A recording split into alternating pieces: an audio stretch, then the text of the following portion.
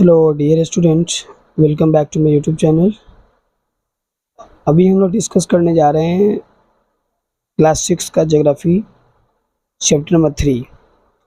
और आप सभी स्टूडेंट को पहले से ये विदित हो कि हमारे इस आरएस इंग्लिश एरा के चैनल पर मैंने एक प्रण लिया है कि 6, 7, 8, 9, 10, 11 एंड 12 का एनसीईआरटी मटेरियल्स, सोशल स्टडी का मटेरियल छोड़ा जाएगा। इस बीच में ये आपका आरएस इंग्लिश एरा आपका अपना चैनल इस पे वर्क भी कर रहा है। और आपको ये जान के खुशी होगी कि अभी तक हम लोगों ने इस पे क्लास 6 का जो एनसीईआरटी है, जिसका हिस्ट्री है, वो हिस्ट्री के सारे चैप्टर ऑलमोस्ट 10 चैप्टर हैं, वो सभी डाले जा चुके हैं। और अभी हम लोग 6 क्लास का ही एनसीईआरटी ज्योग्राफी कवर कर रहे हैं। ठीक है, तो यहाँ पे आप देख सकेंगे कि हिस्ट्री ख़त्म जैसे हुआ है, तो हम लोग ज्योग्राफी में है। ज्योग्राफी में आज 3 चैप्टर पे हैं। विद इन 3 और 4 डेज में ये भी आपको फिनिश जोन में मिलेगा। तब हम इसी कड़ी में 6 क्लास के सिविक्स को लेके आएंगे जो एनसीईआरटी का होगा। और ऐसे करके आप हमारे चैनल पे जुड़े हैं जो भी बच्चे, सबसे पहला फोकस 6 to 8 क्लास का है।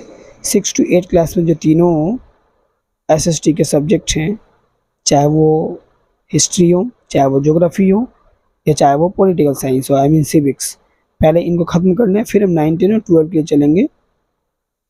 और जहाँ तक ग्रामर के टॉपिक की बात हो, इन सभी चीज़ों को मैंने वहाँ पे एडजस्ट किया है। ग्रामर के तमाम सारे टॉपिक वहाँ पे पड़े हुए हैं, आप देख सकते हैं। और सबसे खुशी की बात कि जो बच्चे 11 एंड 12 क्लास में हैं, जिनका आर्ट्स है, तो आप आर्ट्स के रिगार्डिंग आपके जितने भी प्रोज पोएट्री सेक्शन हैं, जितने भी गद्य और पद हैं, आप हिंदी 100 नंबर, इंग्लिश 100 नंबर के लैंग्वेज पेपर को देख सकते हैं, इवन लिटरेचर पेपर को भी। तो आइए शुरू करते हैं। चैप्टर का नाम है motions of the earth, chapter number 3 geography.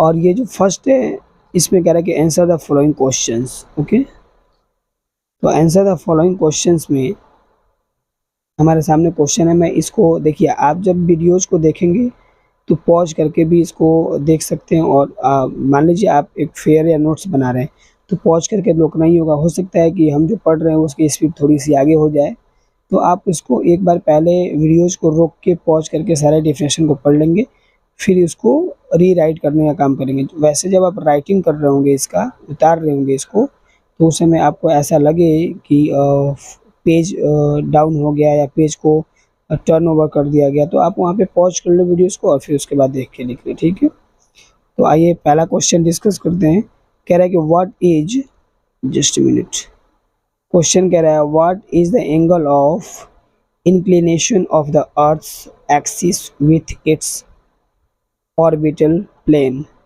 तो आंसर के लिए होगा the angle of inclination of the earth's axis with its orbital plane is 66.5 degree. मैंने बताया था 16.1/2 डिग्रीज, ये आंसर होगा। दूसरा कह रहा है डिफाइन रोटेशन एंड रेवोल्यूशन। तो आंसर इसका है the moment of the earth on its axis is called rotation and the moment of the earth around the sun is a fix path और an orbit is called revolution. C number question कर रहा है what is a leap year. तो answer में है every 4th year February has 29 days instead of 28 days. Such a year with 360 days is called a leap year. Next कड़ी में आते हैं, क्वेश्चन नंबर डी देखते हैं।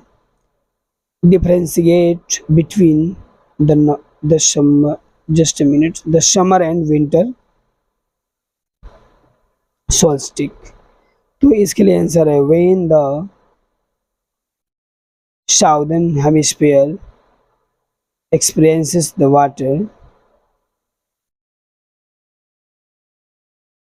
just a minute, देख पा रहे हैं हम सेकेंड पेज पे हैं। फिर से डिस्कस करते हुए आप देखेंगे जो पिछला लाइन था, पिछले लाइन में हम लोगों ने कवर किया था when the southern hemisphere experiences the winter season and it is summer in the northern hemisphere at that point in time, the position of the earth on 21st June is called the summer solstice. Next question है, what is an equator? एक minute मैं इस question को देखूं जरा। Equinox में भी ये क्वेश्चन को आप बुक में देखेंगे। वैसे ई नंबर क्वेश्चन क्या है, क्वेश्चन देखें आप, ई नंबर उसका आंसर देखें। On 21 March and 23 March, on 21 March and 23 September, direct rays of the sun fall on the equators. At this position, neither of the poles is tilted towards the sun. Therefore, the whole earth experiences equal day and equal lights. This is called an equinox. F number question है, why does the southern hemisphere experience winter and summer solstices at different times than that of the northern hemisphere? Answer में है, the earth is always revolving. It is divided into two hemispheres. The part of the earth which face the sun experiences summer, and the part away from the sun experiences winter. Therefore, the southern hemisphere winter and summer solstices at different times than the northern hemisphere. जी number question कह रहा है, why do the poles experience about 6 month day and 6 month night? तो answer है, the poles experiences 6 month of days and 6, एक बार मैं zoom कर लेता हूँ, आप देख सकेंगे जी नंबर क्वेश्चन को। यहाँ की एक लाइन आंसर है, पीटीओ करने के बाद हमें देख पा रहे होंगे। एक मिनट, आपके सामने ये month of night due to the inclination of the earth on its own axis. Just a minute,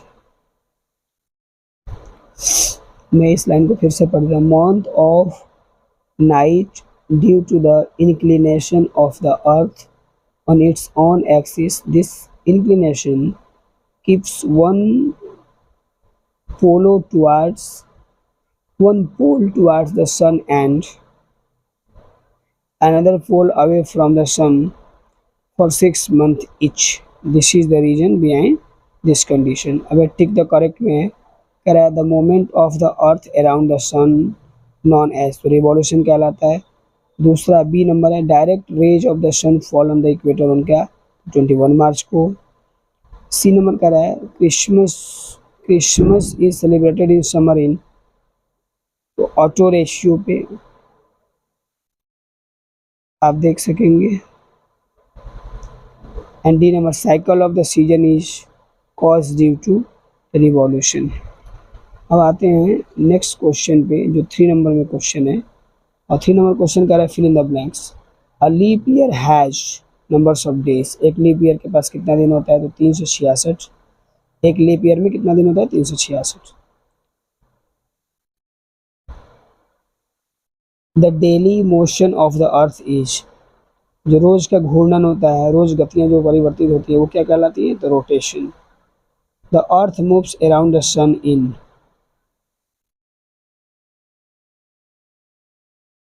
कौन से ऑर्बिट में, तो आप देख पा रहे एन एलिप्टिक ऑर्बिट में। डी नंबर है, the sun's rays fall vertically on the Tropic of Cancer on 21 June, तो कैंसर हो जाएगा इसमें। और D number, days are shorter during season, winter के दिनों में, जाड़े के दिनों में दिन जो होता है छोटा होता है। तो इस तरह से हम लोग का ये चैप्टर खत्म हुआ है। आई होप कि आप सभी समझ पाए होंगे। वीडियोस को देखें, लाइक एंड सब्सक्राइब करें, दोस्तों तक शेयर करें, और वीडियोस को बहुत सारा प्यार दें। Thank you. मिलते हैं अगले वीडियो में, जहाँ पे हम लोग डिस्कस करेंगे chapter number 4 geography class 6 NCERT। Thank you.